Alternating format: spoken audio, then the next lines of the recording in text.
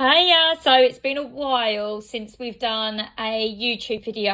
I'm keeping it sweet and short.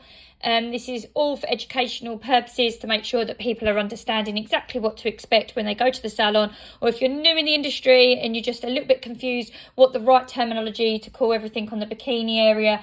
This is kind of a little bit of a basic video to make it a little bit more clearer. Now, obviously, I'd like to think was my good skill, but this is meant to be a thong, believe it or not, not a cone that has popcorn spilling out at the top. That's meant to be the frilly lacy bit. Right, okay, so when it comes to female intimate waxing, there's so many different things that people call it. I mean, like, I'm not being funny, there's wax bars out there that I know that call their each wax treatment a different sort of cocktail. So for example, pina colada, can I have a daiquiri, can I have a mojito? Look, it doesn't matter what you want to call it, as long as you're making it clear to your clients that walk through that door what to expect. There is nothing worse than them laying on the couch and they're fully embarrassed because they have no clue what they've asked for. So let's make it a little bit more simple. There are really 4 different things that people will mainly ask. So you've got your basic.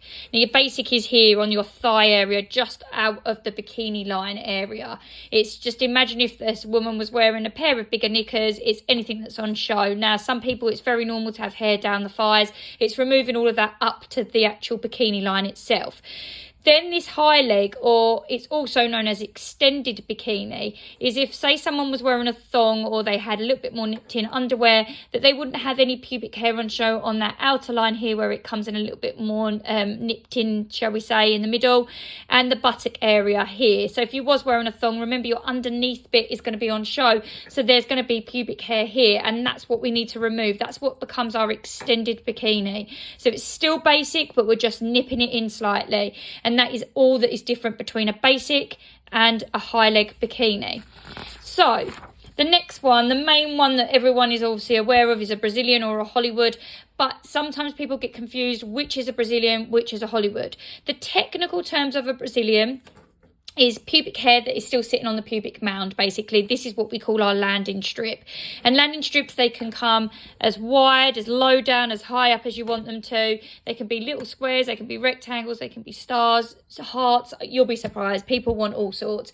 And there is no right or wrong in whatever they want, but it is understanding that that is technically a Brazilian. And if you're going to rename it as anything else, make sure that that is clear. There's a lot of people in the industry that call a Hollywood a Brazilian, but actually the technical terms of a Hollywood is everything on the front and as well around on the buttock area removed. So there should be a single hair from front to back. It should all be completely removed.